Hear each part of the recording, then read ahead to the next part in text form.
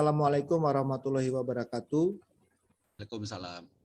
Om Swastiastu. Waalaikumsalam warahmatullahi wabarakatuh. Waalaikumsalam. Om Swastiastu. Namo Buddhaya.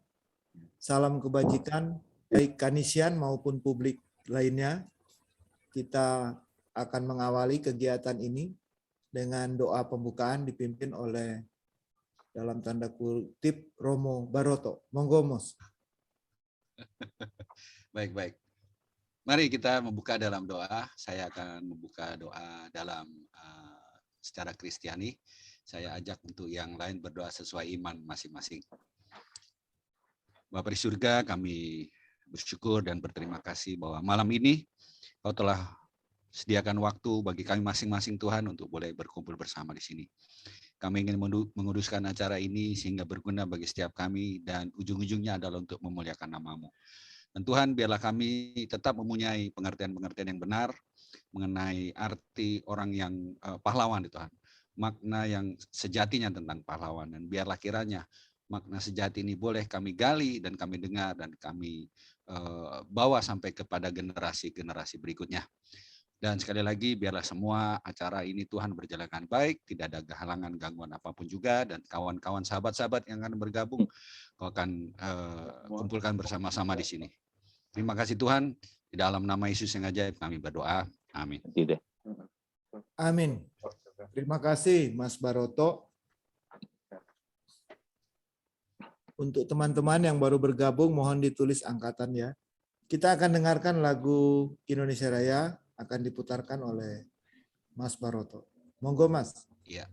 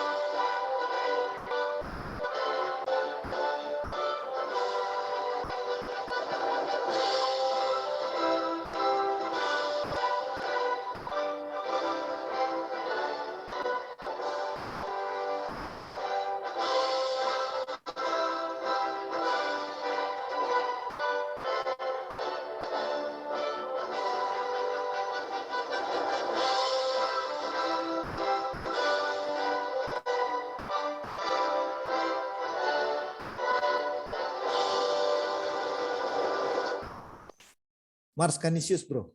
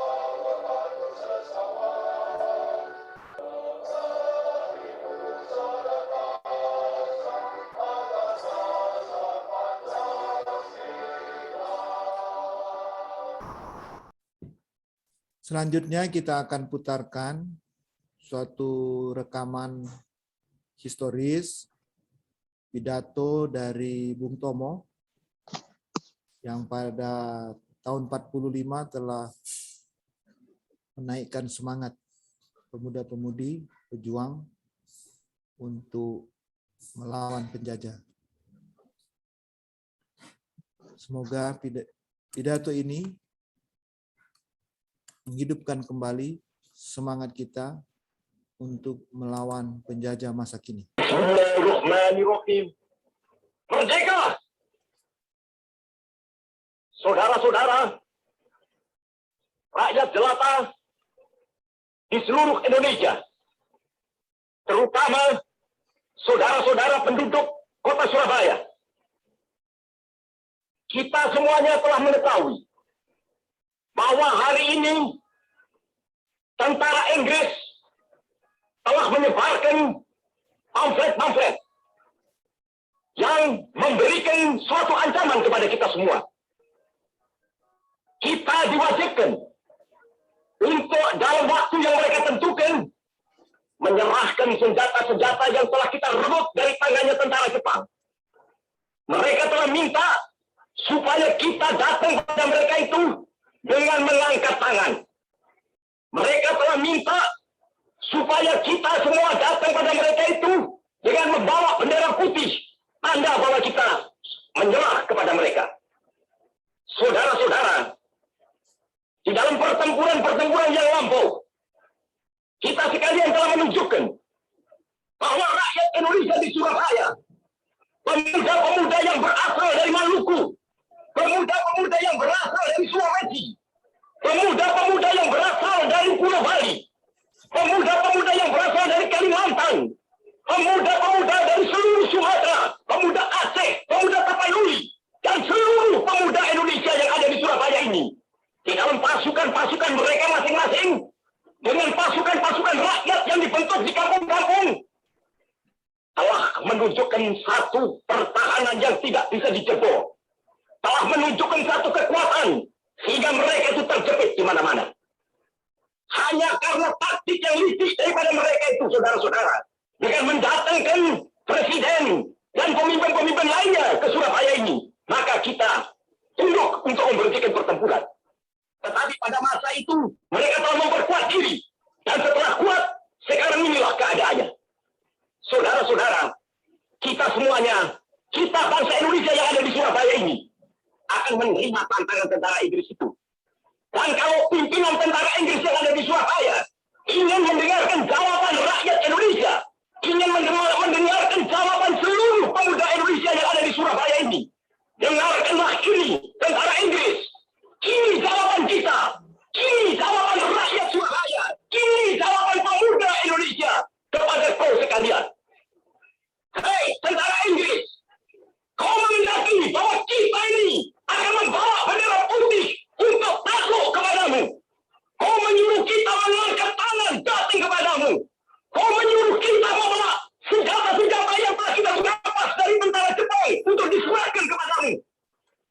Tuntutan itu, walaupun kita tahu bahwa kau sekalian akan mengancam kita untuk menggempur kita dengan seluruh kekuatan yang ada, tetapi inilah jawaban kita. Selama banteng-banteng Indonesia masih mempunyai darah merah yang dapat membuat setara putih, merah dan putih, maka selama itu tidak akan kita mau menyerah kepada siapapun juga. Saudara-saudara rakyat Surabaya, siaplah keadaan genting. Tetapi saya peringatkan sekali lagi, jangan mulai menembak. Baru kalau kita ditembak, maka kita akan ganti menyerang mereka itu. Kita tunjukkan bahwa kita ini adalah benar-benar orang yang ingin merdeka. Dan untuk kita, saudara-saudara, lebih baik kita hancur daripada tidak merdeka, sebelum kita tetap merdeka atau mati. Dan kita yakin, saudara-saudara, pada akhirnya pastilah kemenangan akan jatuh ke tangan kita. Sebab Allah selalu berada di pihak yang benar. Percayalah, saudara-saudara, Tuhan akan melindungi kita sekalian. Allahu Akbar, Allahu Akbar, Allahu Akbar. Susunan acara kita malam ini, setelah ini kita akan masuk ke bagian inti.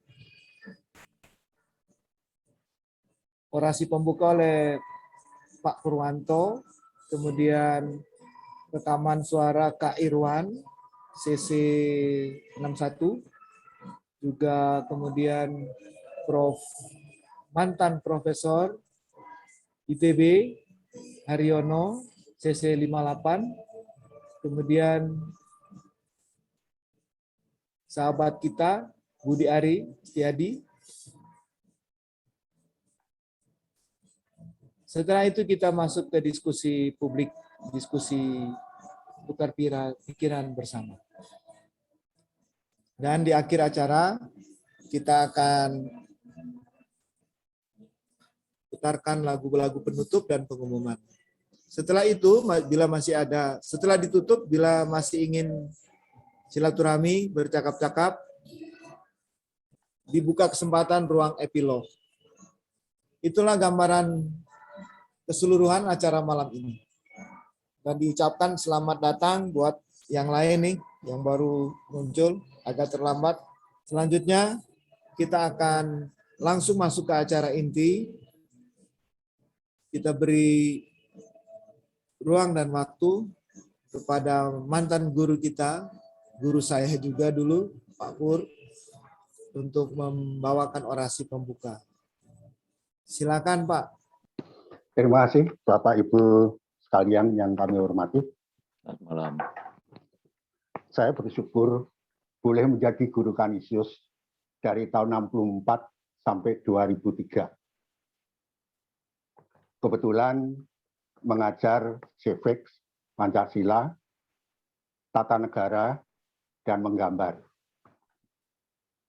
Bapak Ibu sekalian, berkaitan dengan memperingati Hari Pahlawan ini, sebagai pembuka, izinkanlah saya mengutip pendapat Bung Karno.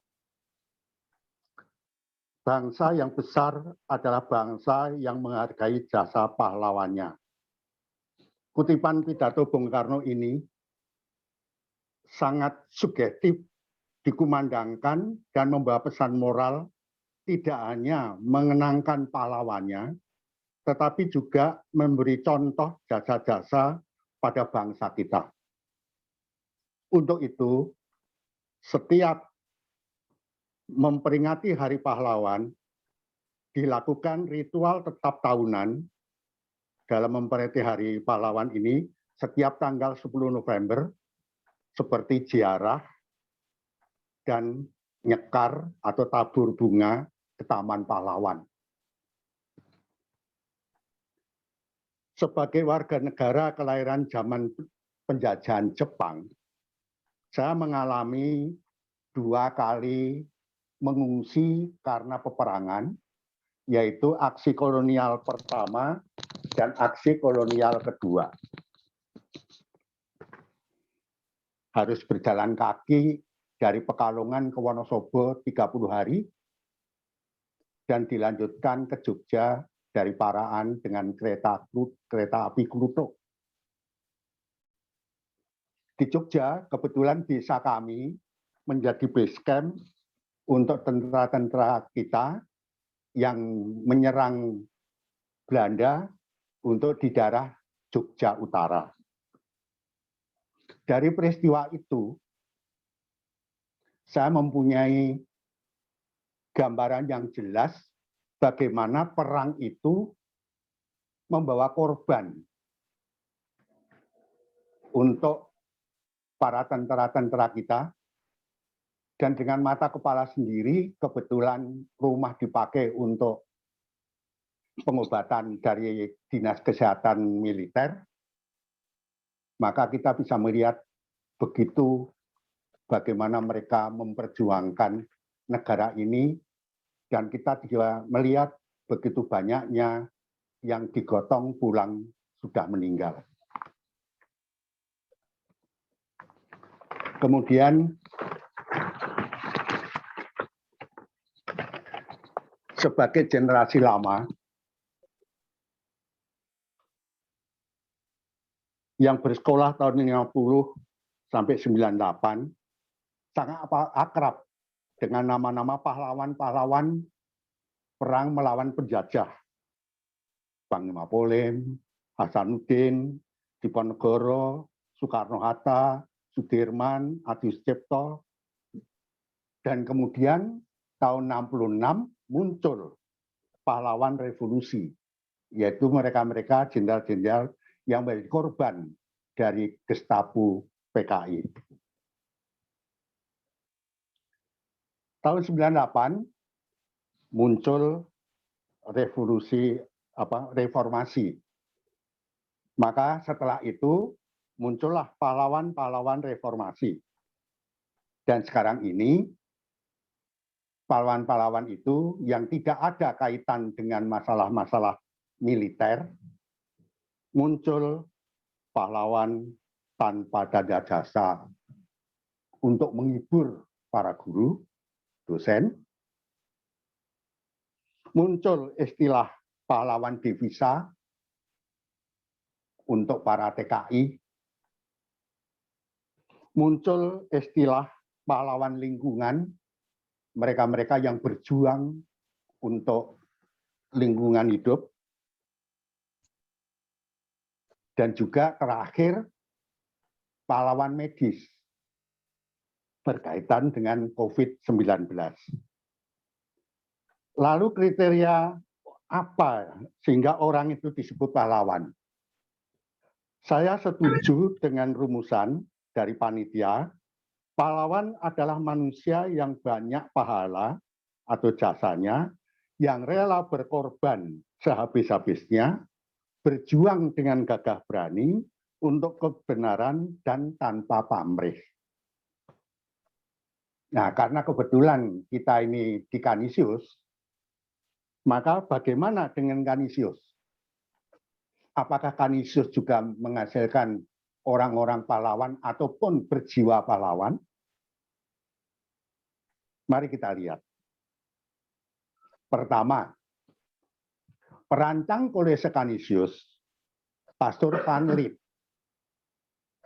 yang membangun Komplek Kanisius Menteng Raya 64, 66 dan 68, meninggal tahun 1926, setahun sebelum kolese ini dibuka.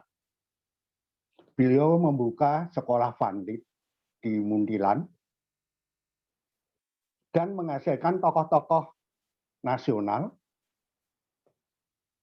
Dan kebetulan Pastor Van Lith ini membackup pribumi untuk mendapatkan kemerdekaannya.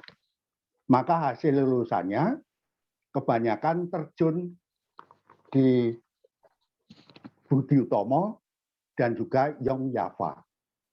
Sehingga lulusan-lulusan Mundilan ini hampir separuh pengurus Budi Utomo itu lulusan Mundilan.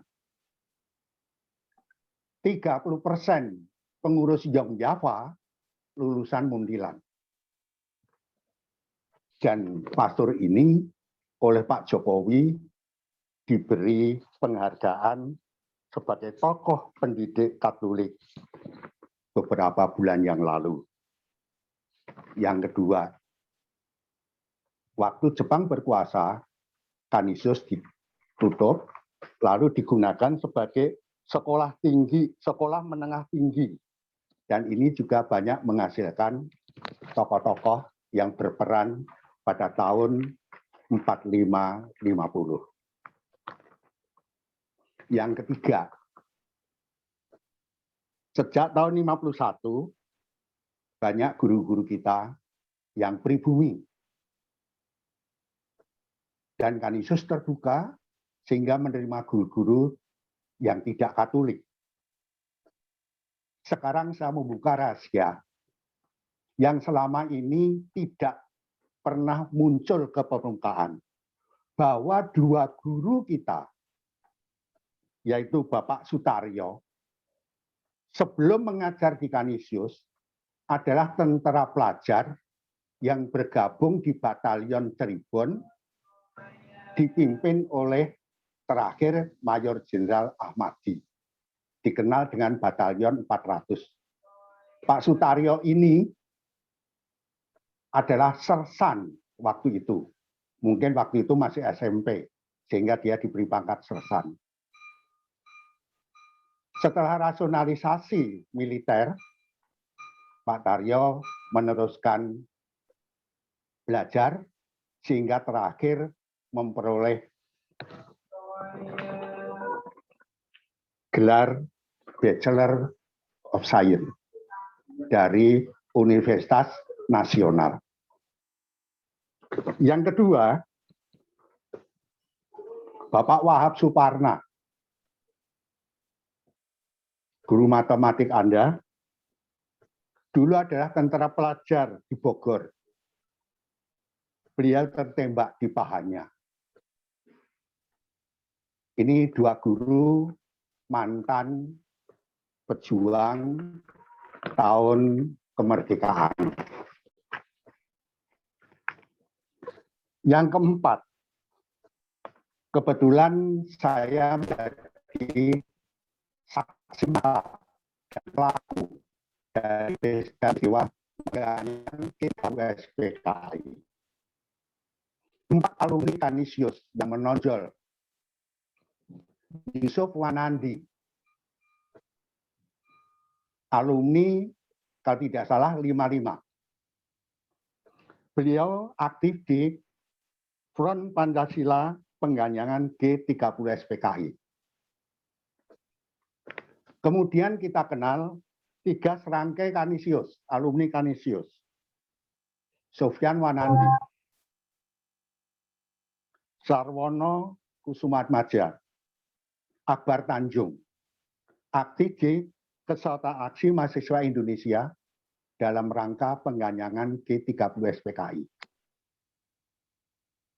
Dan saya sendiri diberi tugas oleh kepala sekolah untuk menjadi pengurus di Kesatuan Aksi Pemuda Pelajar Indonesia atau KAPI, yang tugasnya mengorganisir sekolah-sekolah Katolik untuk demo-demo kepada pemerintah, biasanya terkumpul di Jalan Cilacap, di UI, dan di Merdeka Utara, yang terakhir menjadi korban penembakan dari pasukan pengawal presiden, yang mahasiswa yang terlibat di sana diabadikan untuk nama Masjid UI di Salemba.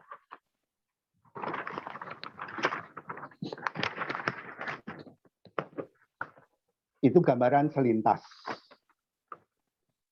Lalu, kalau kita berbicara pahlawan masa kini, seperti apa? Menurut hemat kami, pahlawan masa kini adalah pahlawan kemanusiaan dan pahlawan peradaban. Apalagi di sekitar kita mulai berkembang hal-hal yang kurang adab. Untuk itu, maka secara pribadi kita masing-masing, lebih-lebih alumni, mampu bersaing dan mengalahkan rasa takut yang mengantungi diri sendiri. Kemudian mempunyai semangat dan kerja keras, bersikap proaktif,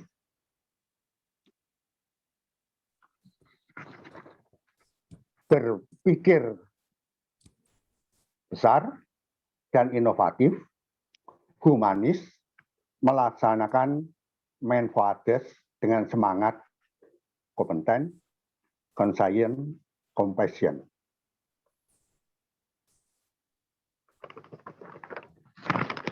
Dengan demikian, Kanisius selama ini telah menggembleng dan mempersiapkan siswa-siswanya, para alumninya, sehingga siap untuk terjun di bidang apapun di Republik ini. Maka kami kira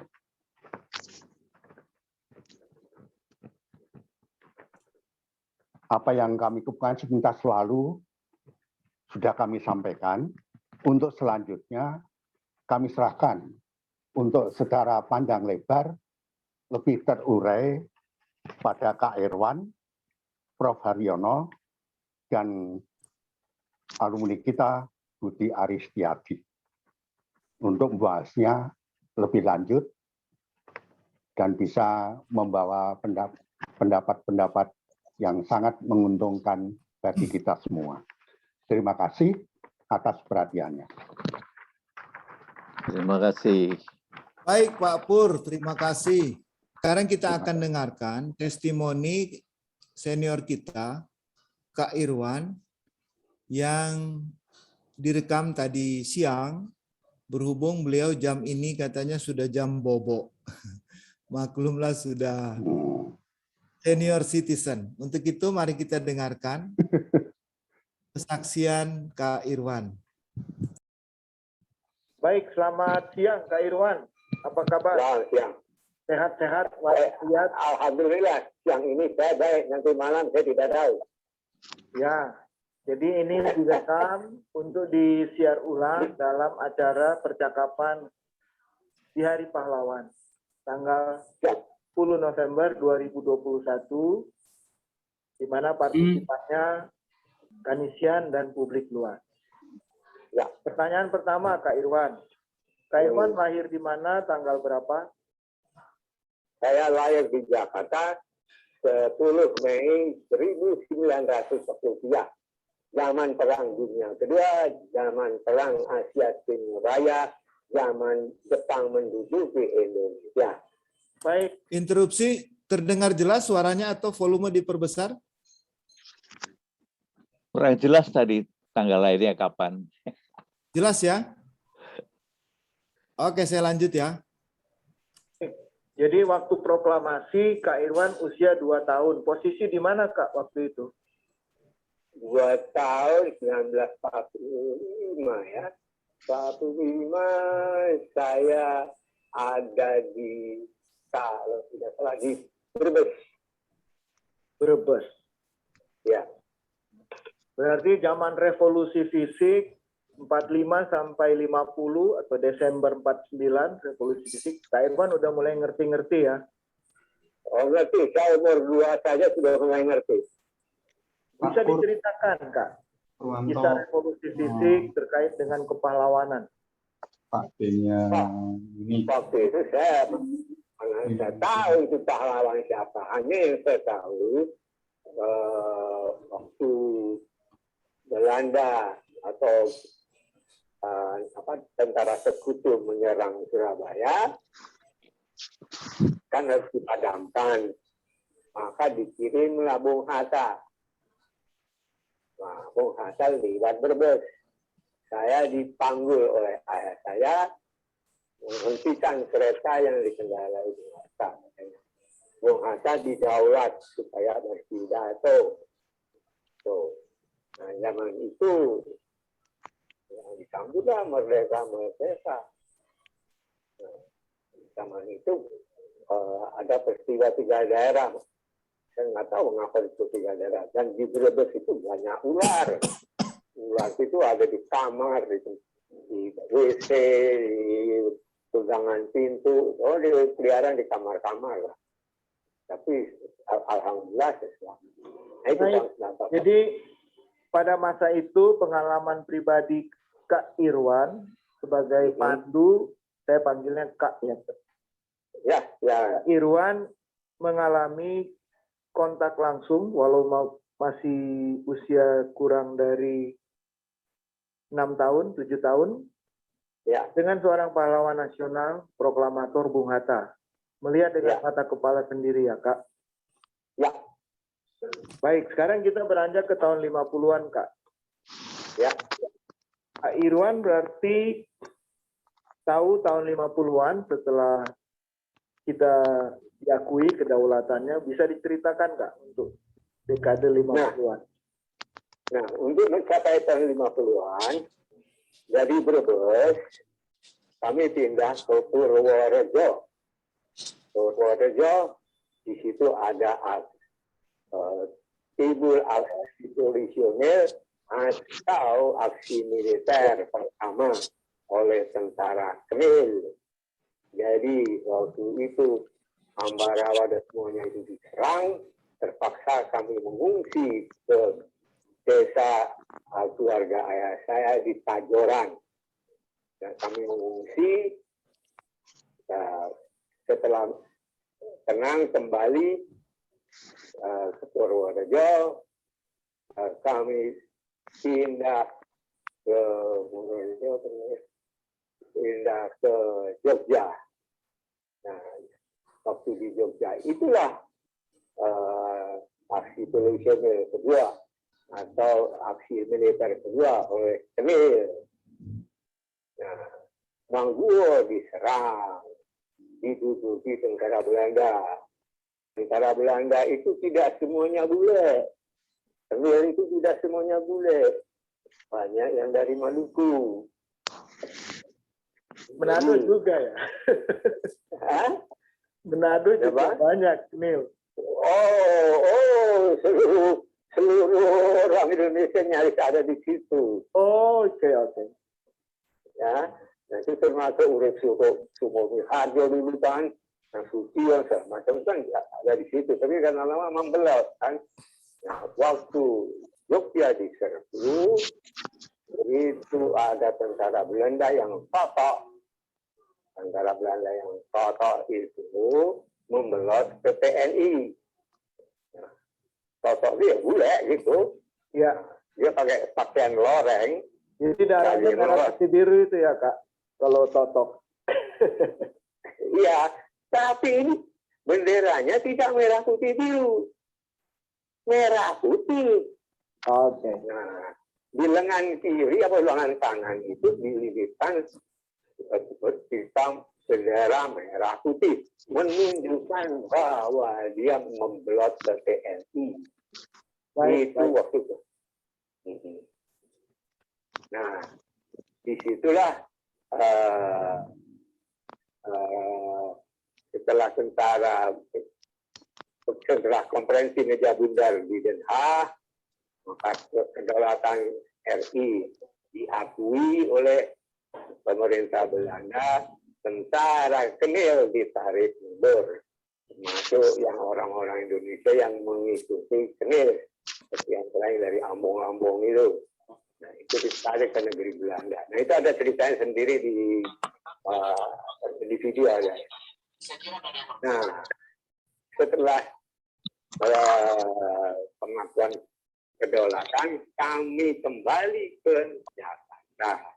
Sudah tentara Belanda masih banyak, tapi sudah ada gencatan senjata. Lalu katanya Kak Irwan sekolah di sekolah KRIS ya, Kebaktian Rakyat Indonesia Sulawesi ya. Nah, ini buat saya peristiwa yang wah, lucu, aneh, menyedihkan, menggembirakan dan sebagainya. Singkat kata, perguruan KRIS itu adalah perguruan perjuangan. KRIS itu singkatan dari Kebaktian Rakyat Indonesia Sulawesi. Bayangkan itu. Di Menteng jalan apa itu, Kak, dulu? Dulu itu di perguruan KRIS itu di Jalan Asem Baru, yang kemudian setelah pengakuan kedaulatan itu menjadi Jalan Samratulangi. Berarti Asem Baru. Cuma 200-300 meter dari kompleks sekolah Kanisius ya? Betul. Nah, pada tahun 19 salah didirikan perguruan itu 1946. Itu didirikan dengan menempati 2 rumah tinggal, nomor 26 dan nomor 28. Dan jadi rumah tinggal itu dijadikan sekolah oleh para pemuda-pemuda, enci-enci.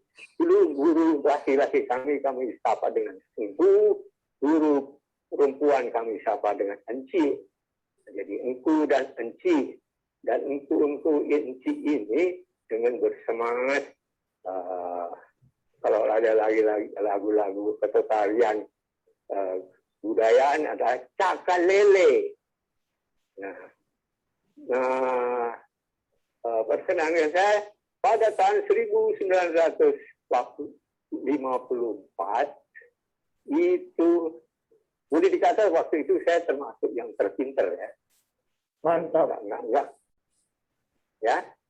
Mantap, Ya, paling terpilih. pandai. Orang Manado bilang paling pandai, Dan. Iya paling pandai. Betapa tidak, karena setiap kelas 3, kelas 4, kelas 5 itu hanya satu kelas. Hanya satu kelas. Berarti kalau guru saya itu Jenny Poaas, yang istrinya cantik sekali. Iya, itu Jenny Poaas. Itu kalau memeriksa ulangan saya dulu yang diperiksa.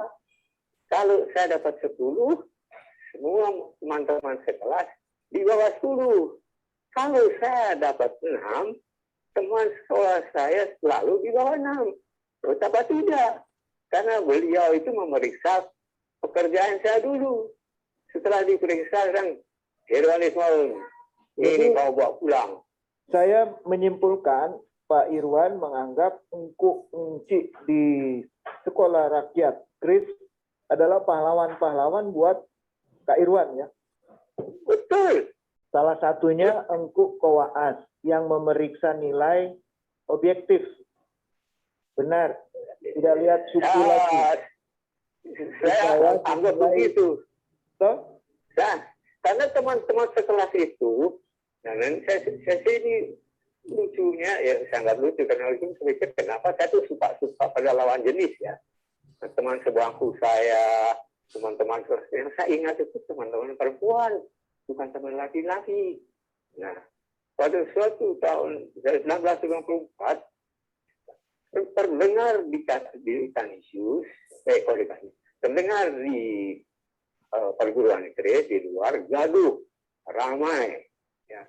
Apa gerang semua kami keluar. Kami lihat seorang guru itu dengan mengacung-acungkan pelewang. Tahu pelewang kan? tahu Kak.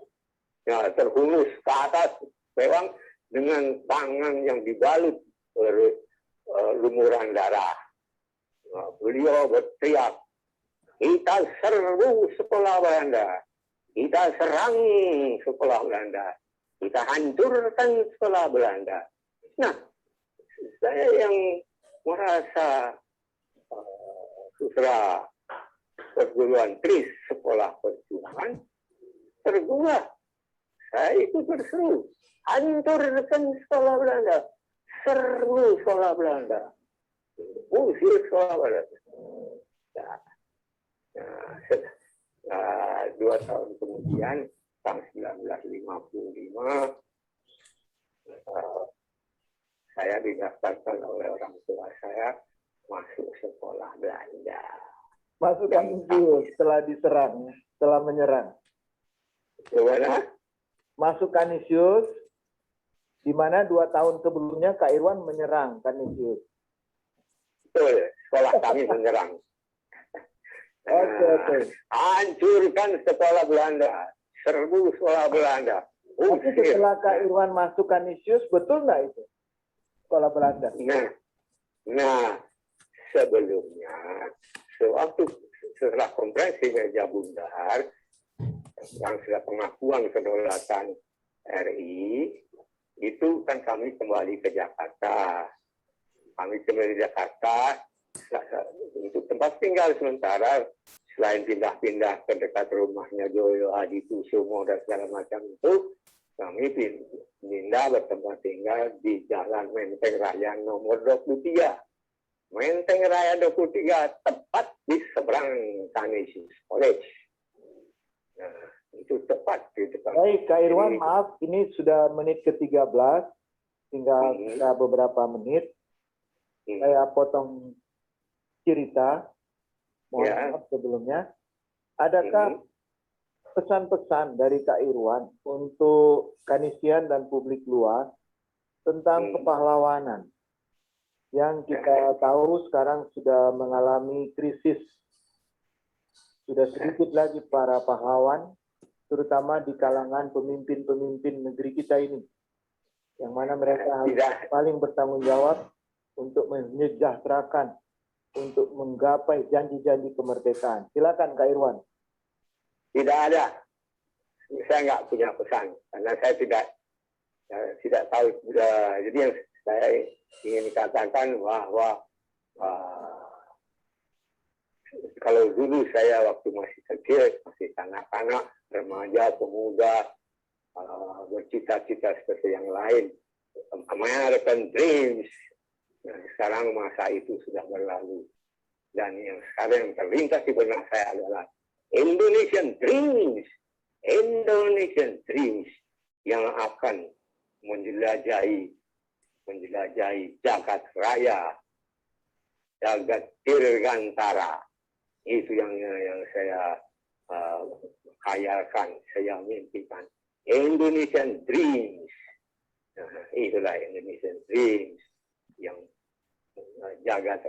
menjelajahi jagat raya, menjelajahi dirgantara untuk mencari tempat tinggal yang baru.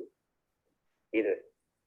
Jadi harapan Kak Irwan dibutuhkan pahlawan-pahlawan masa kini untuk menguasai angkasa. Betul? Saya tidak berharap begitu. Itu mimpi saya. Saya tidak berharap. Itu untuk urusan masing-masing. Tapi Kak Irwan, setelah Kak Irwan bicara, akan setelah Kak Irwan akan bicara seorang guru besar Dirgantara IPB, Kanisia. Ya. Jadi cocok, tapi itu mimpi saya. Kenyataan kan mulai dari mimpi dulu, Kak Irwan. Iya, tapi itu mimpi saya. Jadi tidak berharap ada orang-orang lain atau mengharap kamu jadi ini, enggak, kamu mau jadi pecundang, mau jadi koruptor, mau jadi maling, itu urusan masing-masing. Tapi mimpi saya yaitu Indonesia perkasa, menjelajahi jagat raya dirgantara. Baik Kak, terakhir Kak, ini terkait Kongres Perhimpunan Alumni Kolese Kanisius Jakarta akan dilangsungkan 20 November. Apakah Kak Irwan ada pesan agar Kongres berhasil baik, perhimpunan kita semakin menghasilkan banyak le petit hero atau pahlawan-pahlawan kecil dari alumni Kanisius? PAKKJ itu yang membuat saya tersanjung. Ya, itu pengurus PAKKJ itu pada dasarnya sebagian besar adalah perempuan. Nah, itu saya heran, jadi saya ikut tersanjung menjadi ikut dewan ini, dewan itu. Jadi, nah, adik-adik saya itu yang hebat, bukan saya. Ya, contohnya Erlangga, ya, contohnya almarhum Gunadarma, itu salah satu. Contohnya Haji Irawan Anondo, contohnya Mikael Teja, masih banyak lagi. Itu mereka yang hebat-hebat, bukan saya. Jadi mereka dapat dikategorikan pahlawan-pahlawan kecil dari PAKKJ. Betul Kak Irwan? Itu saya tidak bisa menilai mereka, apakah itu mereka pahlawan. Tidak. Pahlawan kan orang yang ada banyak jasa dan untuk itu dia mengorbankan sesuatu. Saya nggak melihatnya nggak seperti itu ya. Saya melihatnya dari segi lain. Itu ceritanya bisa panjang karena pada usia remaja itu seorang anak remaja di Bali itu akan berbenturan dengan orang tuanya. Kalau dia masih punya orang tua, terutama dengan ayahnya. Kalau dia masih punya ayah, dan benturan itu akan bisa lembut, keras, hebat. Ya. itu sampai pada usia 25-26 tahun. Nah, setelah itu reda. Jadi sturm umdrang pada jiwa anak-anak. Dan itu saya ingin ada orang yang meneliti seperti itu. Karena itu Baik, Pak Irwan. Tinggal 1 menit terakhir. Sebagai pandu, sebagai pramuka, apa yang perlu dilakukan nih oleh pramuka pandu masa kini? itu terserah mereka. Terserah jalan mereka masing-masing. Mereka punya pribadi masing-masing. Gitu. Oke, Kak Irwan, terima kasih sudah meluangkan waktu. Sayang, kita tidak ada fasilitas yang lebih, sehingga sekedar rekaman suara saja. Dan Ya. kami maklumi Kak Irwan tidak bisa hadir di malam hari nanti, karena itu waktu istirahat sebagai orang yang sudah berusia hampir 90 ya Kak? 80. Baru 78,5 tahun. Oh, saya salah hitung. 78 tahun. Baik, Kak Irwan, terima kasih. Kesimpulannya bahwa pahlawan-pahlawan yang dialami langsung selama hidup Kak Irwan, nyata melihat Bung Hatta, kemudian para pendidik, guru-guru, engku-engku, inci, lalu di organisasi PAKKJ ada tokoh-tokoh yang begitu banyak memberi. Dan untuk para pandu, para pramuka, pesan terakhir tadi sudah jelas. Itu saja Kak Irwan, terima kasih. Ya, Selamat Hari Pahlawan Merdeka. merdeka. Selamat siang, Profesor Nelon. Waduh, belum Kak. Belum Profesor. Ya, disebutnya profesor, aku tahunya ya profesor. Itu kan tuh Tonggal keris kebaktian rakyat Indonesia Sulawesi. Nah, saya tergolong penerus dan pembaharu semangat rakyat Indonesia Sulawesi. Bagus. Terima kasih Kak, selamat siang. Selamat siang, merdeka. Merdeka Bung. Begitulah wawancara dengan senior kita CC61 Kak Irwan. Sekarang kita dengarkan, teruskan soal Dirgantara ini ke Profesor, mantan Profesor ITB, Institut Teknologi Bandung, Prof. Haryono Joyo Diharjo. Saya sebut terakhir Prof pakai definisi orang Perancis, Prof. Yes. Semua guru disebut profesor. Silakan, Prof.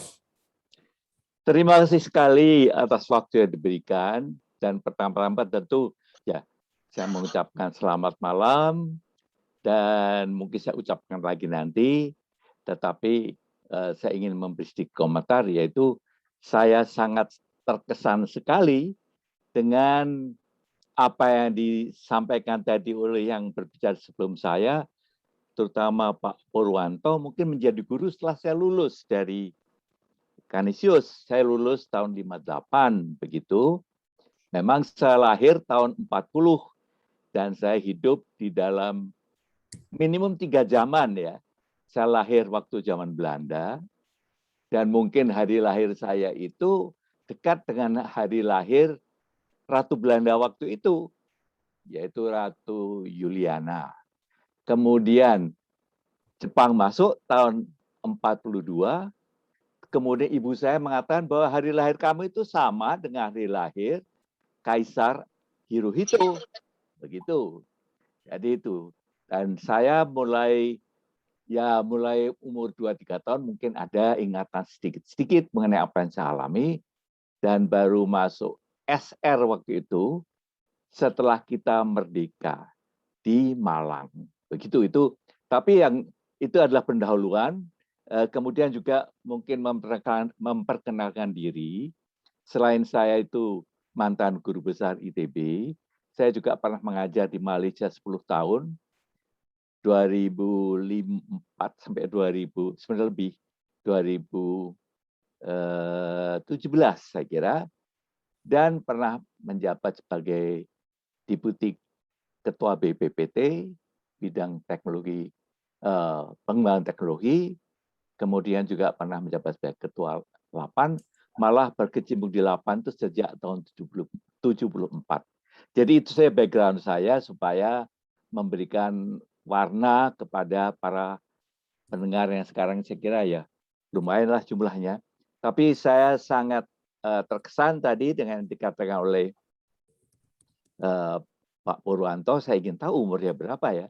Tapi ada guru yang disebut itu pernah menjadi guru saya dan orangnya menurut saya lucu, yaitu Pak Wahab begitu. Dia mengajar ilmu pesawat waktu itu. Ilmu pesawat itu adalah mekanika. Saya tidak tahu sekarang yang mengajar mekanika itu siapa, tapi mungkin kalau yang mengajar yang semacam matematik itu dulu ada Pater Neis, yang biologi itu ada Pater Booth, nggak salah. Begitulah. Itu sekedar sebagai pendahuluan, dan saya sangat terkesan dengan beberapa pesan yang tadi disampaikan oleh Pak Purwanto itu menjangkau sangat jauh, dan sepertinya apa yang akan saya sampaikan itu lebih banyak sebagai mungkin external look, pandangan keluar. Jadi tidak banyak mengenai pengalaman saya sendiri, tapi apa yang saya pandang perlu kita perhatikan dalam memperingati Hari Pahlawan. Jadi sekedar pembukaan, dan saya tidak tahu kan akan dicoba ditampilkan ataukah saya berbicara saja. Itu ingin tanya saya pada Bar, bagi PowerPoint-nya Bar. Ya Prof, nanti kami yang akan bagi layar PowerPoint yang Ya, sudah sebentar, Prof saya cari siapkan. lagi sebentar, Prof. Ya, saya hanya bicara saja, mungkin di klik itu saya berbicara secukupnya. Mengantar.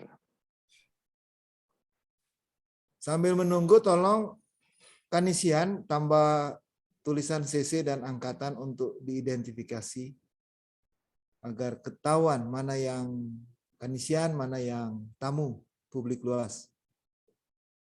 Terima kasih.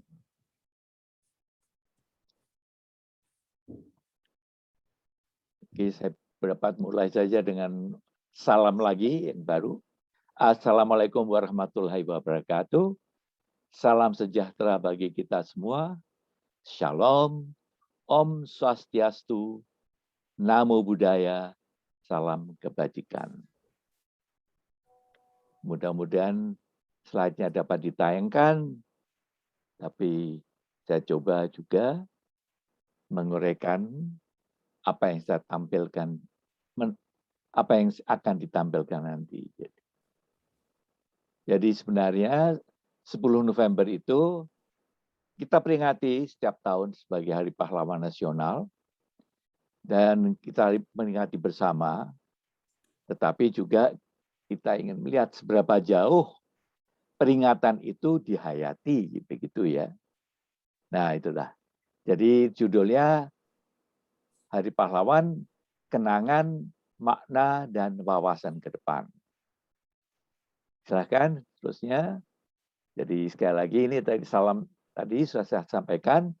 Lalu 10 November ini merupakan Hari Pahlawan Nasional yang setiap tahunnya kita peringati, dan diperingati memang berdasar keputusan yang dibuat oleh Presiden Soekarno pada tahun 1959.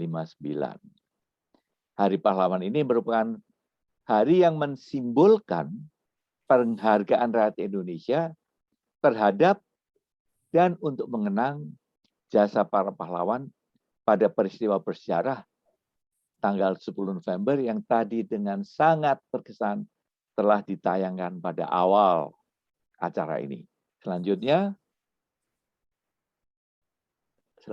lagi, ini kembali ke apa? Oke, kilasan sejarah ya.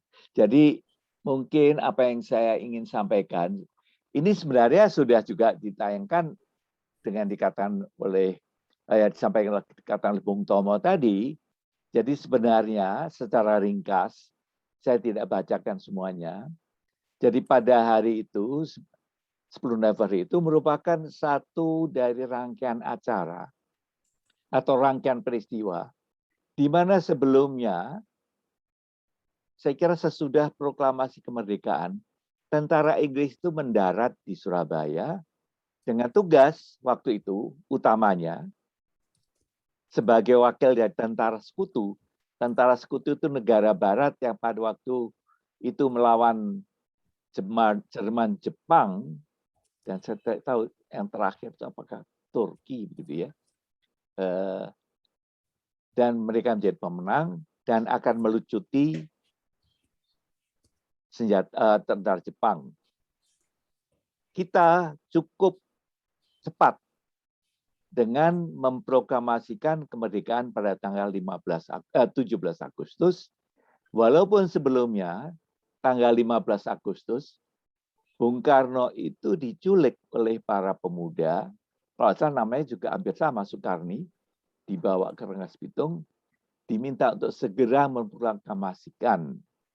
Tetapi Bung Karno pada waktu itu sudah mempunyai keyakinan dan sudah mempunyai perhitungan bahwa paling baik karena itu akan memberikan berkah, yaitu memproklamasikan pada tanggal 17 Agustus.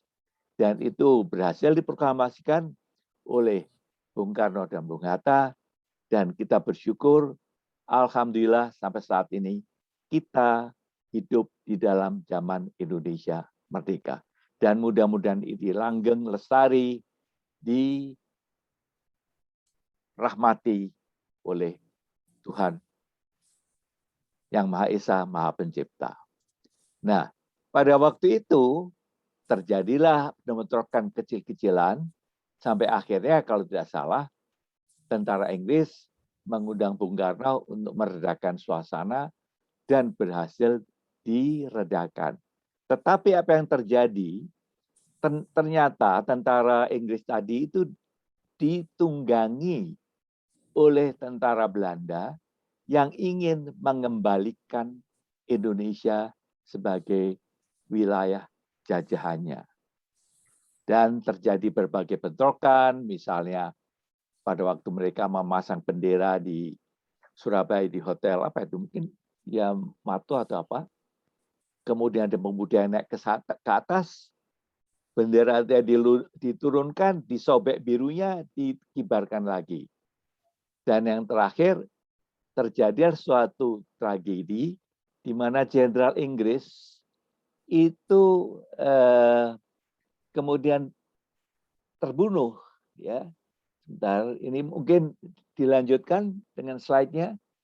Ya, yaitu Jenderal Malloby. Dan oleh karena itu tentara Inggris sangat marah dan mengeluarkan ultimatum bahwa pada tanggal 10 November para yang memiliki senjata dari Jepang itu harus menyerahkan kepada tentara Inggris dan supaya keadaan bisa mereka kendalikan. Tentu saja ini membuat amarah, dan terutama salah satu pelopornya pada waktu itu yang dikenal sebagai Bung Tomo, dan dia pun juga meminta restu, saya kira, ke para ulama, dan para ulama kemudian memberikan nasihat juga agar mereka melawan, dan terjadilah penggalangan kekuatan rakyat itu yang berlangsung dengan sangat cepat sehingga pada akhirnya terjadi bentrokan yang yang cukup dahsyat dan bagi kita memakan korban yang paling banyak dalam waktu yang relatif singkat. Jadi mungkin bisa ditayangkan ke slide selanjutnya, yaitu kalau tidak salah 150.000 orang, ya, ini di slide selanjutnya, terpaksa meninggalkan kota Surabaya dan 1.600 orang prajurit Inggris tewas. Kemudian rakyat yang menjadi korban itu juga cukup banyak, 20.000. Sebagian besar adalah warga sipil. Banyaknya pejuang gugur dan rakyatnya menjadi korban ketika itu, serta semangat membara, betul-betul membara, itu betul-betul kita bertekad.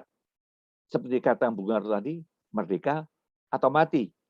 Dan ini dirasakan oleh banyak rakyat Indonesia. Oleh karena itulah peristiwa yang terjadi itu sangat luar biasa, yang terjadi mungkin di dalam sejarah Indonesia terjadi dalam waktu yang pendek dengan begitu banyak korban. Oke, selanjutnya. Nah, dengan demikian, jadi merupakan tonggak sejarah dari perlawanan rakyat Indonesia secara spontan dan heroik untuk mendekatkan kemerdekaan yang telah kita proklamasikan pada tanggal 17 Agustus 1945 dengan tekad, semangat, dan keberanian yang luar biasa. Saya kira mungkin tidak tertandingi lah sampai sekarang yang tercatat dalam sejarah kemerdekaan Indonesia. Selanjutnya, jadi sebagai refleksi, maaf ya, bentar. Jadi pahlawan itu bisa berasal dari semua kalangan dengan berbagai kondisi dan latar belakang. Sama seperti tadi diuraikan dengan panjang lebar dan cukup runut ya.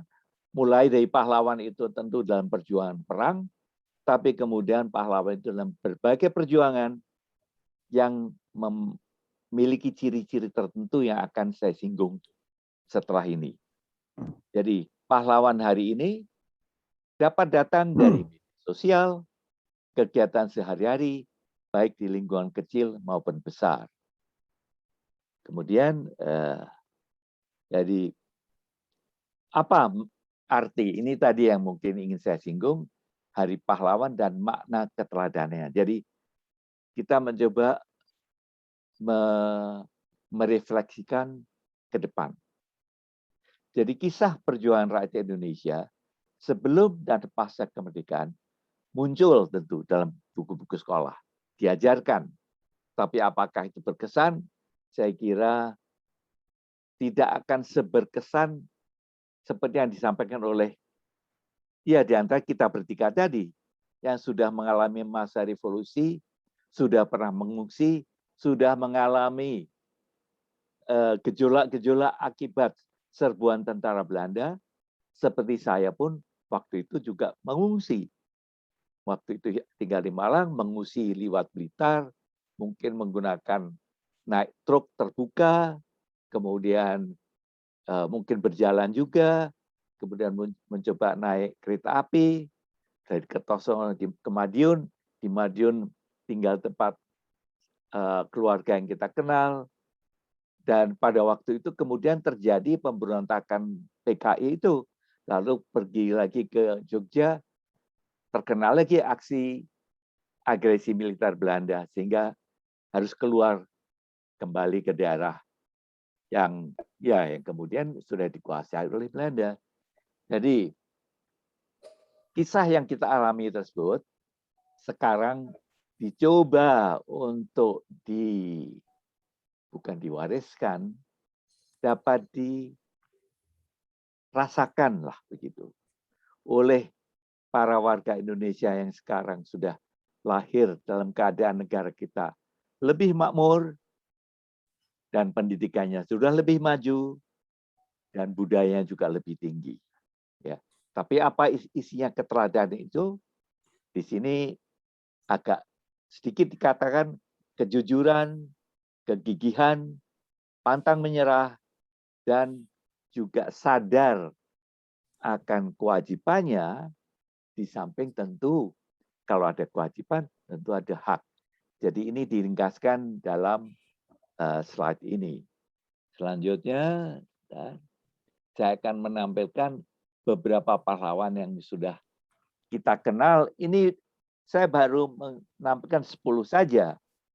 yaitu ada Bung Karno, Bung Hatta, Jenderal Sudirman, Bung Tomo, Sultan Syahrir, kemudian ada Walter Monginsidi, kemudian Franz Kasiepo yang tidak baik dikenal, pejuang dari Papua yang mempertahankan kemerdekaan juga pada waktu itu.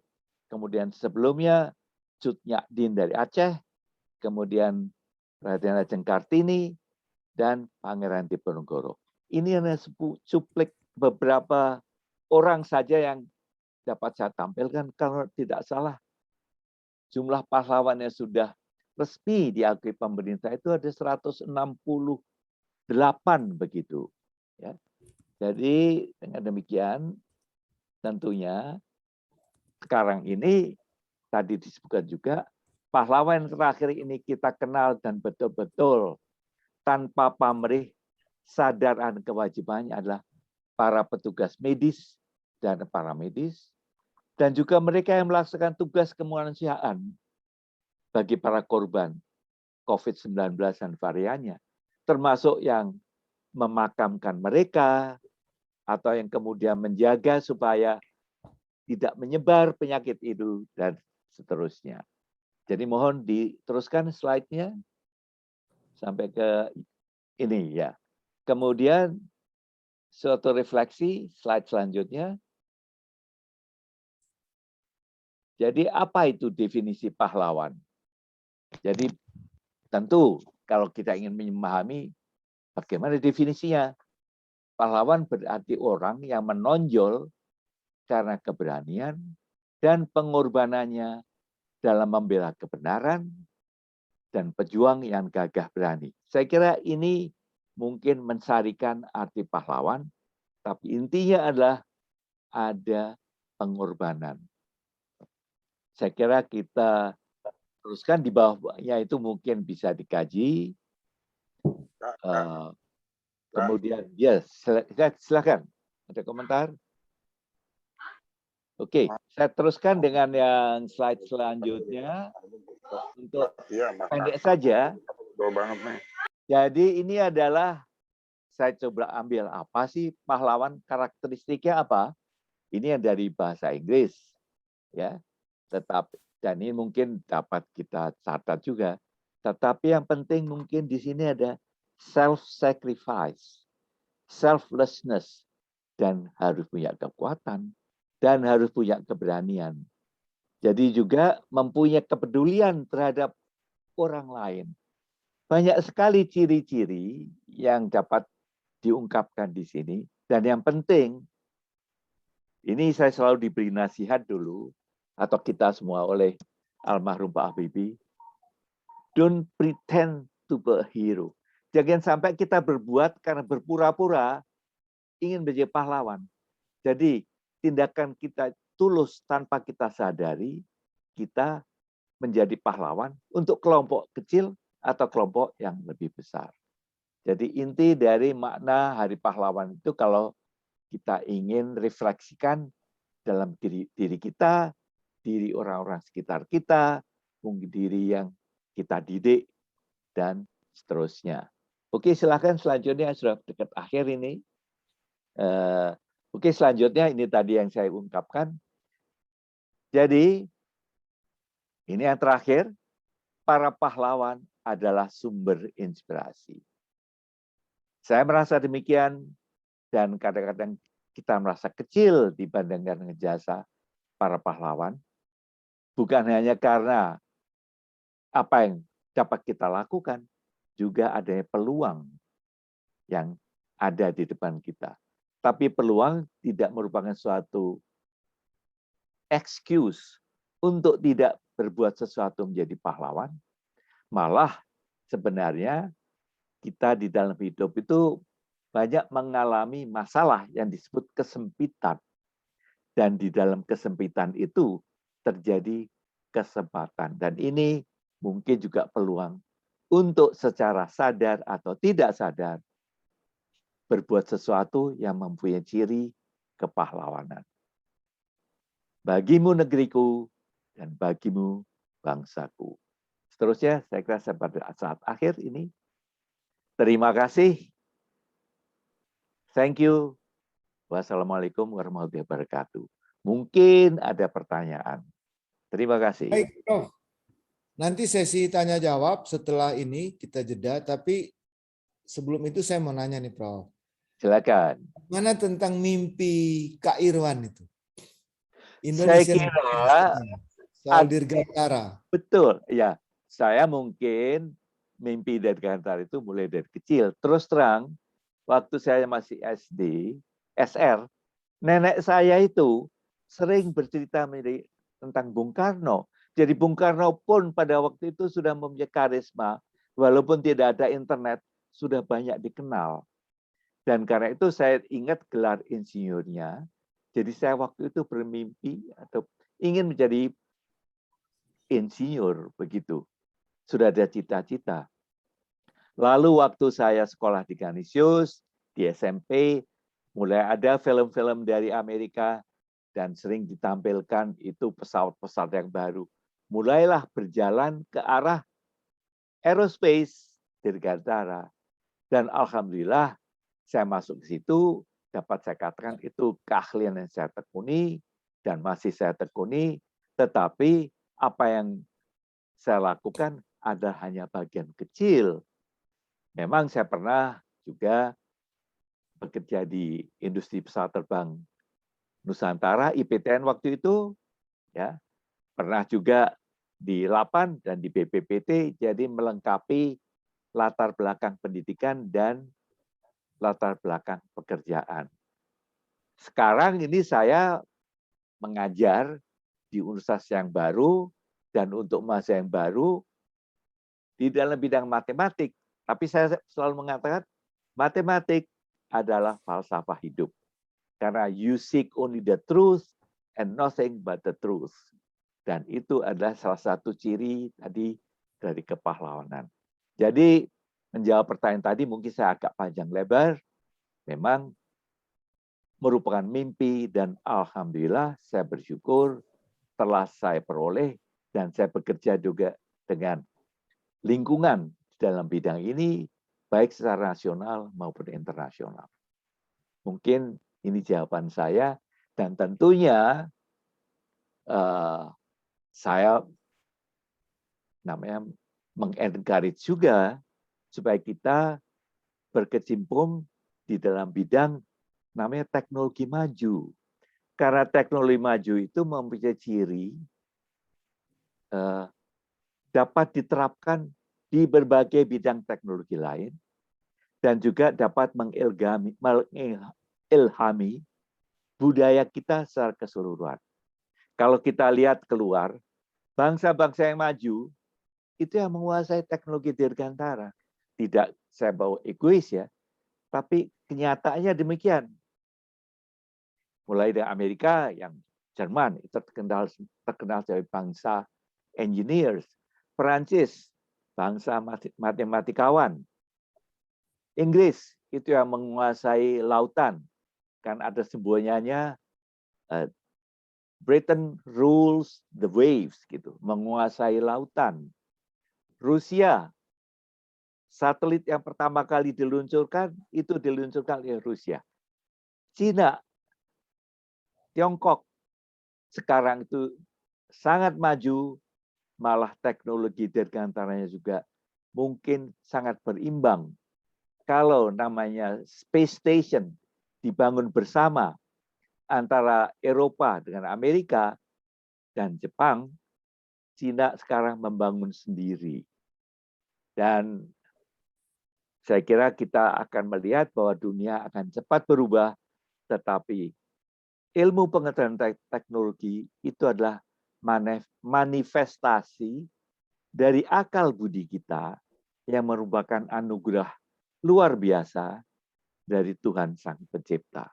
Jadi oleh karena itu, saya mempromosikan kita manfaatkan anugerah Tuhan yang luar biasa itu, dan kita akan maju kalau lebih maju dari bangsa-bangsa lain di dunia, kalaupun tidak sepadan. Itu apa yang dapat saya sampaikan. Baik, Prof. Terima kasih, Prof. Haryono Joyo di Harjo. Seharusnya setelah Prof, Budi Aristiadi, Wakil Menteri Desa, Transmigrasi, Daerah Tertinggal. Namun rupanya beliau lupa diingatkan. Waktu kami publikasikan acara ini, dia sudah confirm, sudah pasti. Tapi ada miskomunikasi sehingga saat ini dia sudah ada di acara yang lain. Jadi beliau, atas nama beliau saya juga minta maaf dan juga sebagai panitia. Selanjutnya kita akan break dan setelah break kita masuk ke diskusi publik dan dipandu oleh Zustane dari Pemuda-Pemudi Anti Korupsi angkatan kelima. Baik, kita akan foto bersama dulu. Tolong nyalakan kamera. Akan di screenshot oleh Mas Baroto sebagai dokumentasi. Kemudian akan saya putarkan lagu break untuk mendinginkan mungkin telinga dan kepala yang sudah memanas. Ngomong saya baru dengar Mars Canisius itu baru saja. Dulu waktu saya masih di Canisius yang terkenal cuma lagu yang lain, itu bukan Mars Canisius. Boleh sambil foto dinyanyiin Prof kalau masih ingat Mars. Bukan Mars Dulu. ya, namanya itu kan apa namanya? Seperti mari kita menyanyi lagu sekolah kami. Begitu dulu. Oke. Warna Canisius. Begitulah kira-kira. Sesi diskusi publik akan dipandu oleh satu-satunya wanita perempuan di ruang ini. Silakan Sustane. Assalamualaikum warahmatullahi wabarakatuh. Shalom, Om Swastiastu, Namo Buddhaya, salam kebajikan untuk kita semua. Waalaikumsalam. Sebelumnya terima kasih untuk Bung Adi yang telah mempersilahkan saya untuk memandu diskusi publik pada malam ini, dan salam hormat untuk para bung-bung sekalian yang ada di forum malam ini. Untuk sesi diskusi publik malam ini akan dibuka ya, Bung. Pertama-tama saya bersyukur banget ada di tengah-tengah bung-bung sekalian yang hebat-hebat ini, walaupun sudah tidak muda lagi, tetapi semangat mudanya masih sangat menggelora, masih sangat menggebu-gebu. Untuk pertama, diskusi publik akan dibuka oleh Bung Irlan Bule. Aji dulu deh, ntar baru iya. Irlan. Boleh dengan Bung Aji 85 ya. Disilahkan, Bung. Selamat malam teman-teman semua. Salam untuk Pak Purwanto. Semoga masih bergabung. Saya dari Pak Purwanto mendapatkan satu mata pelajaran paling berharga dalam hidup saya adalah menggambar. Saya masuk ITB mesin 85 dan salam untuk Pak Aryono. Suatu sore saya waktu itu tinggal di laboratorium motor bakar dan sistem propulsi Pak Aryono. Bapak sedang keluar dari jurusan penerbangan, nutup bagasi mobil, Bapak tegur saya.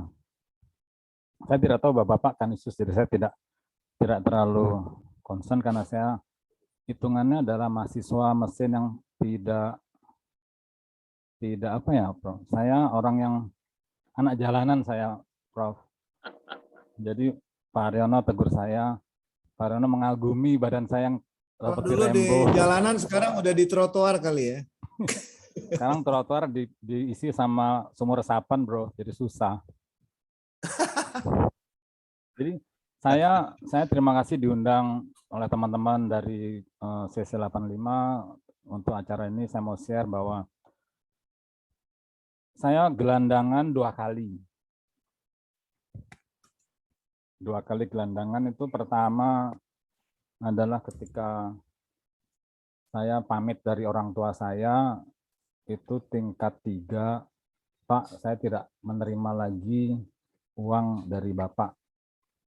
Saya kembalikan amplopnya di kamar supaya dia tidak marah, saya tolak. Saya gelandangan sampai di TB itu jam 5 pagi, tidak punya uang 1 rupiah pun. Saya masuk lab motor bakar, buka pintu dan saya bergetar hati saya bahwa Saya memulai hidup saya tidak dengan uang. Setelah itu 2 tahun kemudian, 89, ada peristiwa besar di ITB, saya juga gelandangan lagi. Saya pergi dari Bandung menangis sepanjang jalan karena saya kehilangan seluruh teman-teman saya di ITB. Dulu kalau ada tawuran antar jurusan, saya pasti dicari. Bukan Menwa, bukan Satpam, tapi cari Aji.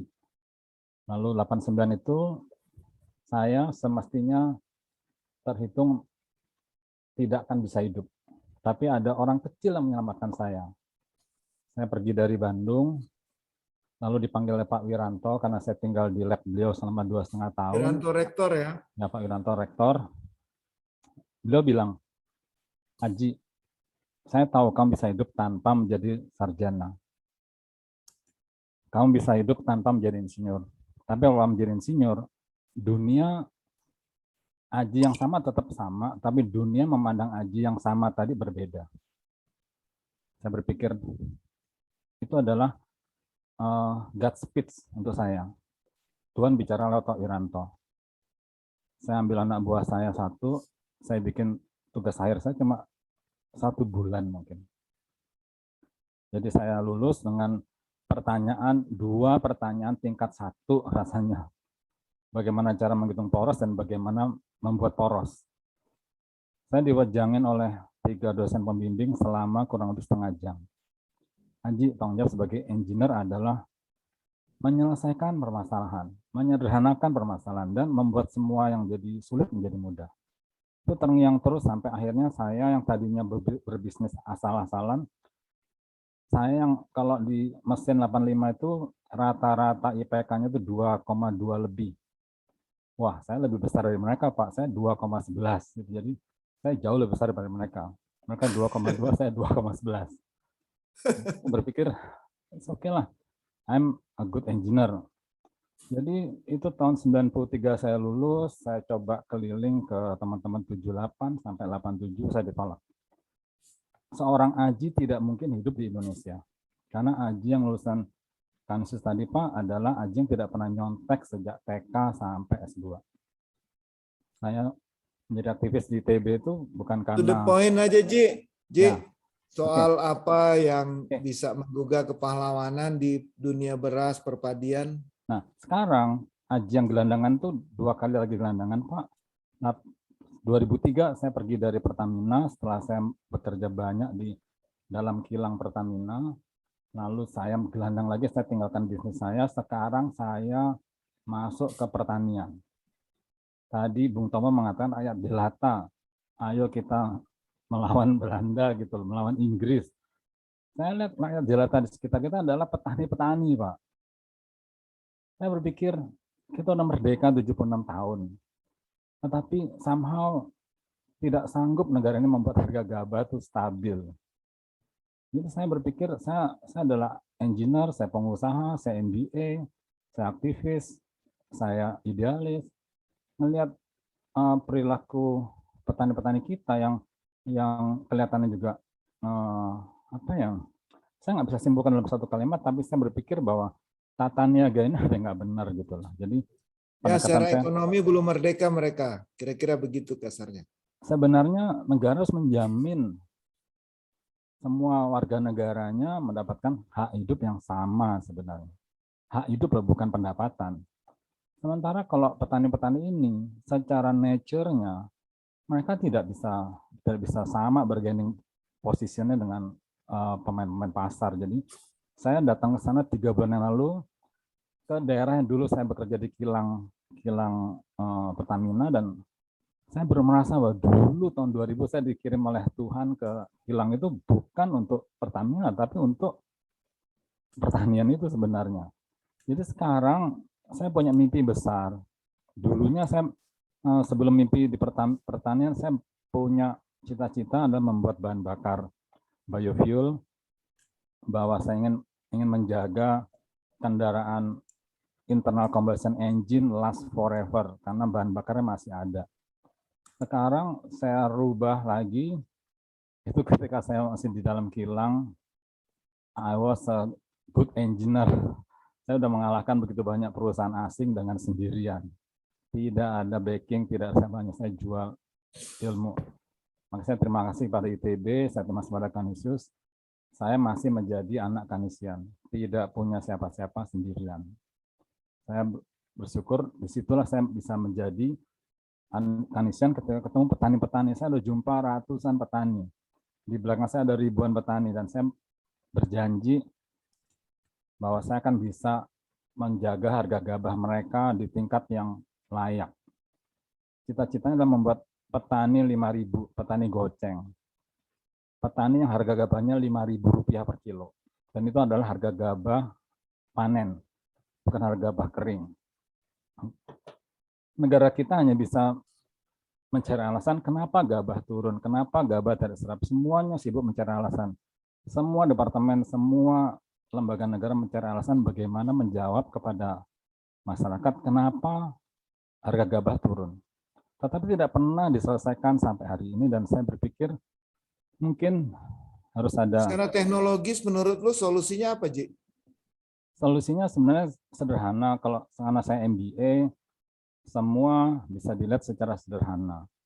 Semua orang punya hak untuk mencari keuntungan. Tidak ada kesalahan dari calo, tengkulak, tidak ada. Semuanya harus menghadapi masalahnya dengan secara proper. Petani-petani kita memang yang lemah. Jadi harus ada orang yang berdiri di pihak mereka supaya mereka tidak menjadi lemah.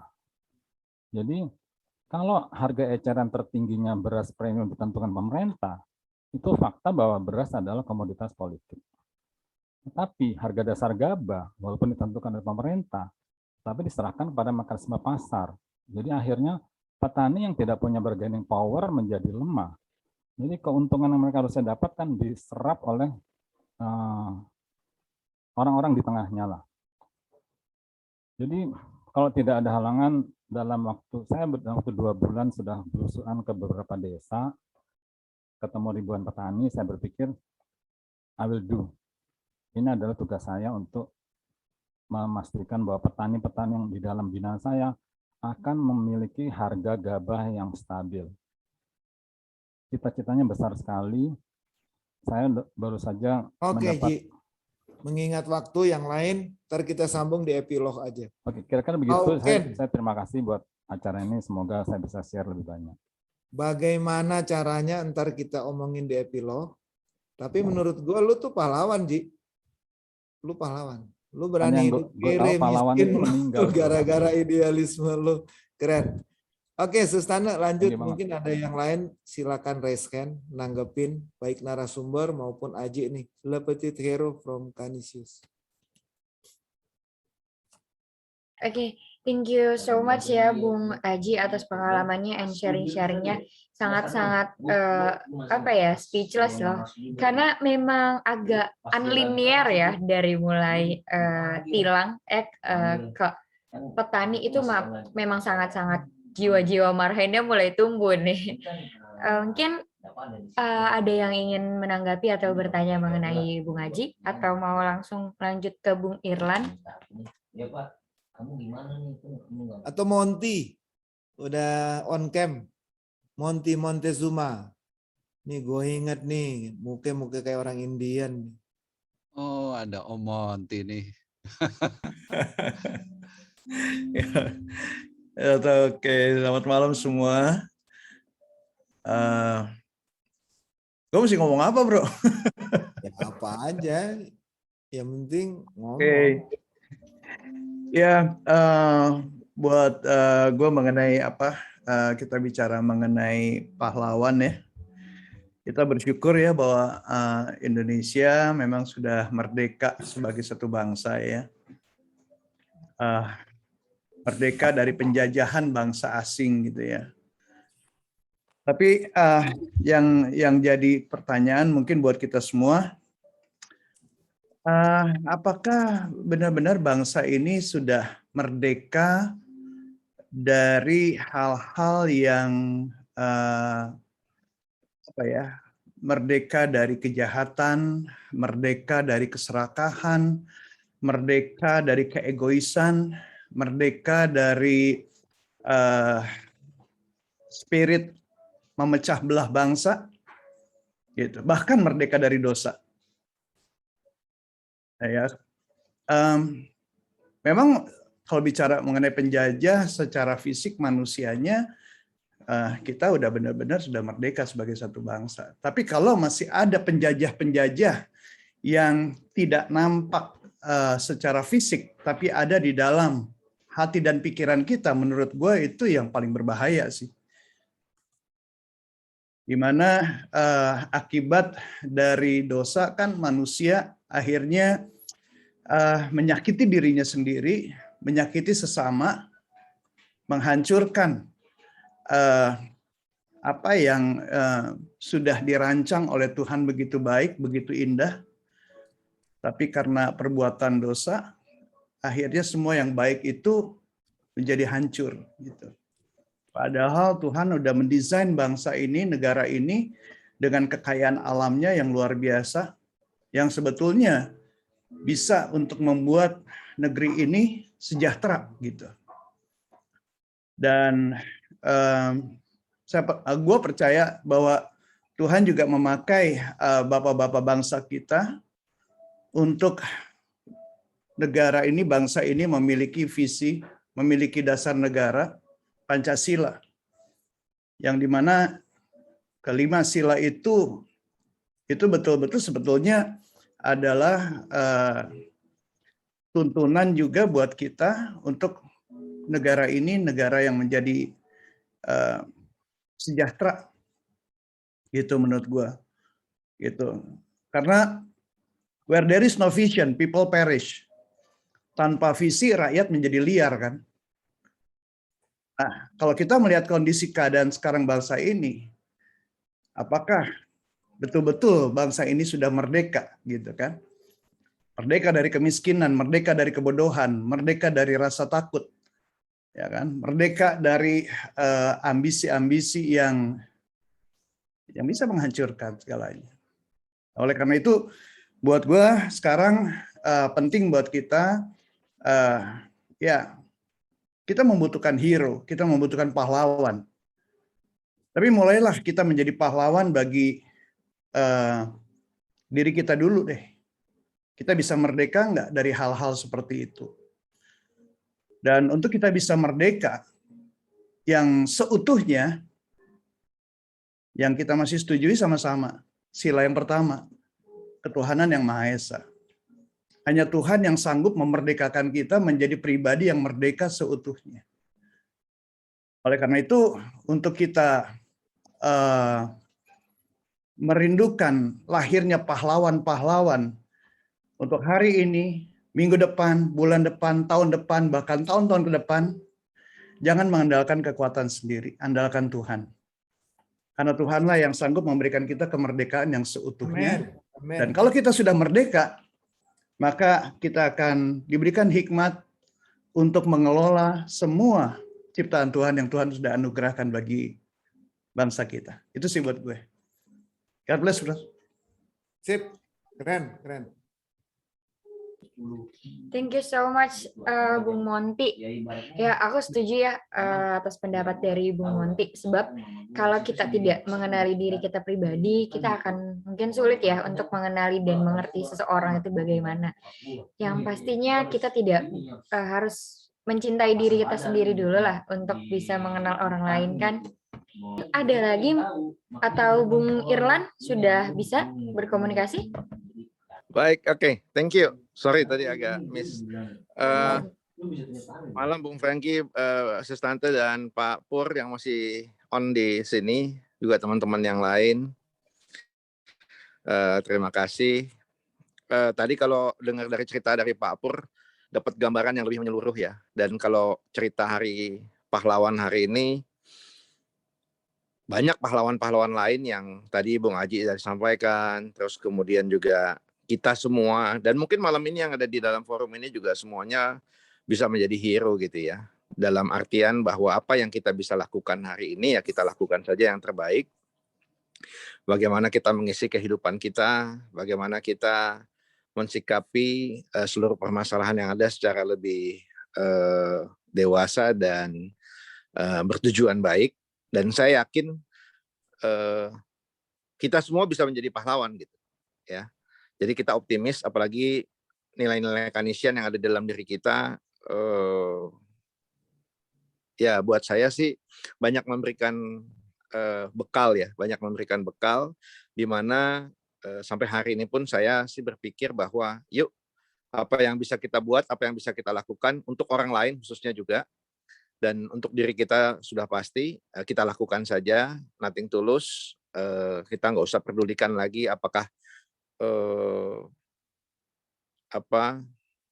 orang mau berkata apa dengan kita, tapi ya kita lakukan saja yang terbaik buat diri kita dan buat orang lain. Selalu isi kehidupan yang masih jauh ke depan ini dengan kebaikan-kebaikan, dan saya percaya nilai-nilai Kanisius yang ada dalam diri kita ini akan membawa kita menjadi lebih baik. Nah, untuk acara-acara seperti ini mungkin ya saya juga berharap, jujur aja malam ini tadi tambahan dari Pak Pur, mungkin saya nggak tahu gimana ceritanya, tapi Bung Franky tadi sampaikan bahwa ini yang last minute yang terakhir, dan ternyata dari paparan Pak Pur tadi saya justru lebih mendapat gambaran yang benar-benar ya terus terang Pak Pur kan pahlawan tanpa jasa, seorang guru yang banyak memberikan nilai juga untuk diri saya, dan tadi dilengkapi lagi dengan segala macam uraian dari beliau, justru menambah rasa bangga saya menjadi seorang Kanisian. Dan selanjutnya mudah-mudahan Kastra tetap bisa memberikan sesuatu yang positif terus untuk Kanisius maupun untuk ke depan untuk negara kita Indonesia, khususnya yang kita cintai bersama. Mungkin itu aja dari saya. Saya kembalikan lagi ke moderator. Terima kasih Pak Pur, terima kasih Bung Franky. Aku ralat tadi bukan cuma Sustana, ada Bu Dam. Bu Dam kali mau ngomong, raise hand Bu kalau mau bicara. Maturo Bu. Aku ngomong apa ya? Saya udah 80 tahun umurnya. Jadi nggak punya kenangan, banyak kenangan di Kanisius. Yang paling dikenang gangguan anak-anak waktu aku masih muda. Karena aku masih muda, jadi mereka ganggu aku. Itu. Tapi aku tetap merasa jadi pahlawan tanpa tanda jasa, karena aku nggak punya jasa apa-apa. Gitu loh. Hanya itu adalah kenanganku di Kanisius. Banyak kenangan, tapi itu yang memekis di hati saya. Anak-anak itu suka ganggu saya karena mereka memperhatikan saya. Terima kasih. Bu Dam, boleh nanya Bu Dam? Ya. Kita udah tua-tua gini masih dianggap anak-anak Ibu ya? Iya, iya dong. Kan dulu kamu anak-anak saya. Ayo Bar, ngaku dosa Bar. Ngaku dosa ya Bu Dam. Ya Baroto, aku ingat kamu. Ini kan Baroto putranya Pak siapa? Pak Kapten. Pak Kapten toh, iya. Kenal kabeh anak putrane Pak Kapten. Terima kasih Bu Dam. Ya. Itu aja udah. Terima kasih Bu Dam atas sepatah dua patah katanya untuk mereminder kita semua ternyata punya kenangan masa lalu mungkin ya dengan para anak-anak ya Bu Dam. Ya soalnya muridnya laki-laki semua. Iya ya Bu, muridnya laki-laki semua. Dan saya dulu guru perempuan yang paling muda. Bayangin aja. Bisa dibayangkan Bu. Soalnya saya juga sepertinya sedikit mengalami ya di sini walaupun by online. Ya. Oke, selanjutnya untuk Capres PA KKJ, disilakan. Nun sewu, saya sambil meeting. Nun sewu Bu, nun sewu Pak Ibu Dam, saya Arman. Ya. Apa kabar Bu Dam? Baik. Nun sewu, aku nggak pakai kamera, aku masih ada meeting satu lagi, jadi aku keluar ruangan dulu nih. Unji, monggo. Aku bertahan kan soal. Nun sewu, maksudnya aku masih ono meeting, tapi aku coba untuk bicara sedikit. Makasih buat Om Franky untuk waktunya. Terima kasih buat Mas Bar, Mas Rimbo, kepada ada Mas Irlan juga, kemudian guru saya yang terhormat Pak Pur, Ma Ibu Dam. Mohon maaf sebelumnya kalau zaman SMA mungkin saya sering kena hukum. Intinya Ngaku dosa. Kenapa Bu? Ngaku dosa. Ngaku dosa dulu lah, kan ada sesepuhnya Bu. Jadi intinya saya memperkenalkan diri hari ini. Saya di sini kapasitas sebagai alumni dan juga saat ini saya lagi sedang mencoba menjadi calon formatur untuk kongres yang akan datang. Visi misi saya sebenarnya sudah ada dalam pengumuman kongres di website PAKKJ, tapi karena ada guru-guru, aku coba meringkesi ya Bu.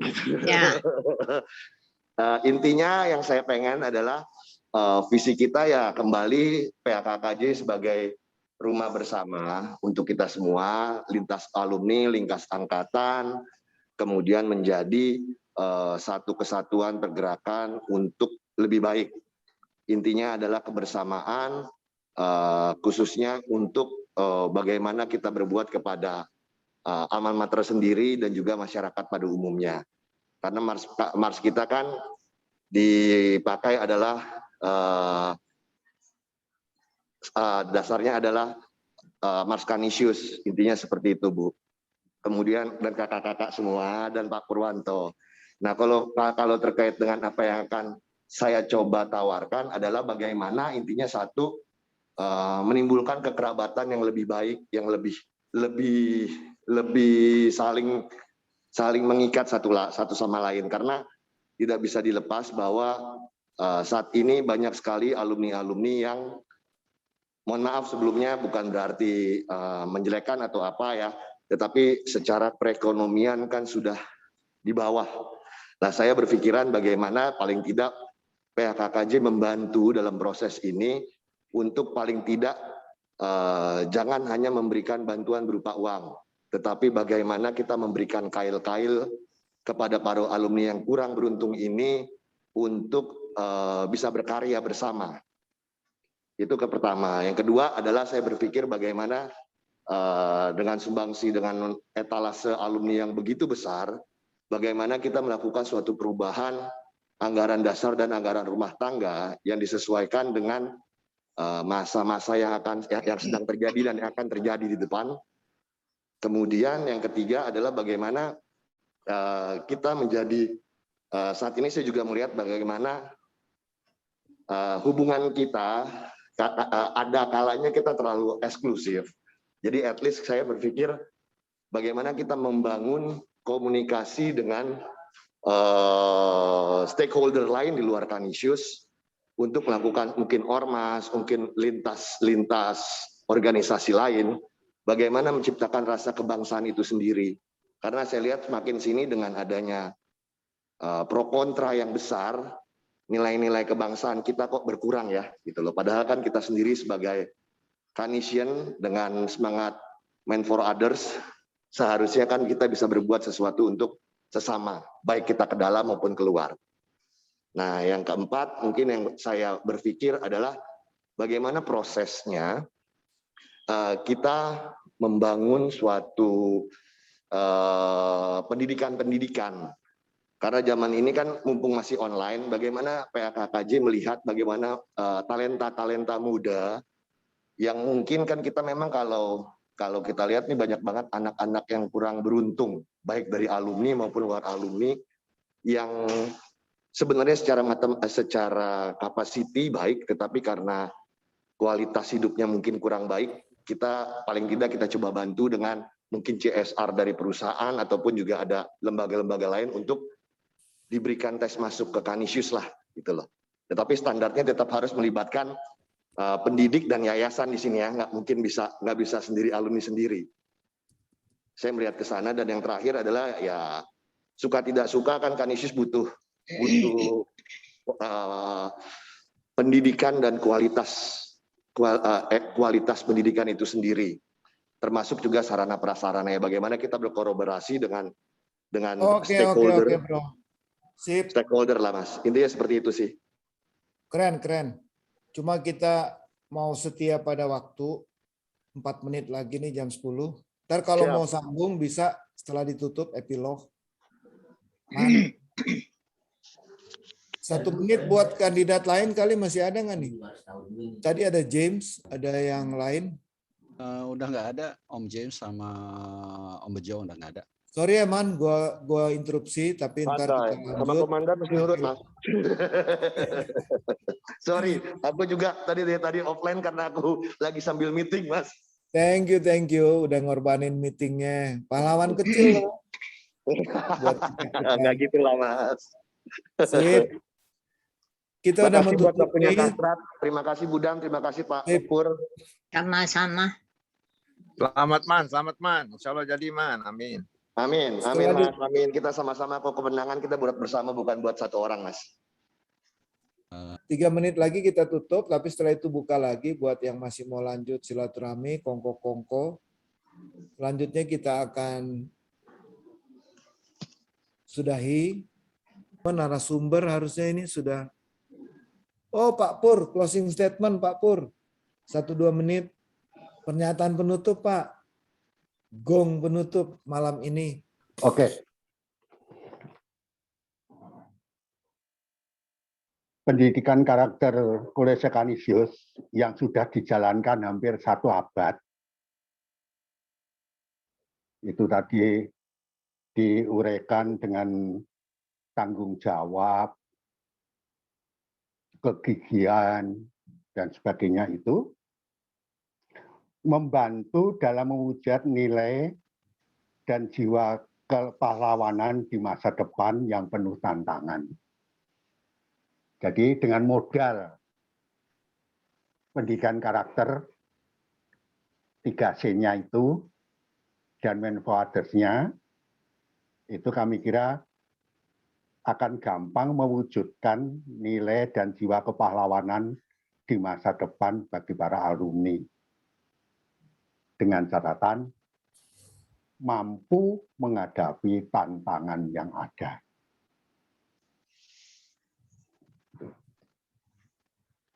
Ya, cukup pendek. Terima kasih Pak Purwanto. Sambutan dan penutupnya luar biasa sekali ya. Baik, kita mengucapkan terima kasih kepada Pak Purwanto, juga kepada narasumber. Dimaklumi sudah lanjut usia sehingga sudah harus meninggalkan kita lebih dahulu, cepat pulang. Tapi bila Bu Dam masih ingin memberi pesan-pesan ke kita ini, mantan-mantan murid, silakan Bu, 1-2 menit. Udah kebanyakan pesan. Nanti bosen dengerinnya. Rapopo Bu. Jadi itulah acara kita, percakapan di Hari Pahlawan. Dan dengan mengucap syukur pada Tuhan Yang Maha Esa, karena kita bisa masih berjumpa, bercakap-cakap, sampai jam 10 waktu Indonesia Barat, jam 11 waktu Indonesia Tengah, dalam keadaan sehat di masa pandemi ini. Tetap jaga imunitas dan imanitas. Serta buat yang masih bandel-bandel, insaf ya. Jadi 3I. 3I buat bertahan di masa pandemi. Imun, iman, insaf. Demikian acara kita, pahlawan-pahlawan kecil. Semuanya ini pahlawan. Terima kasih untuk angkatan 70-an, 80-an, 90-an, 2000-an. Ada Jimmy Dipa ini. Kita akan tutup, sudahi. Dan dibuka lagi kongko-kongko lanjutan. Silakan, lanjut. Jimmy. Terima kasih Frankie. Ya Bu. Saya mohon pamit. Merdeka. Makasih. Oke, Bung Frankie, thank you. Terima kasih. Mas Baroto, thank you. Ya. Dan Mas Pur, terima kasih. Sama-sama.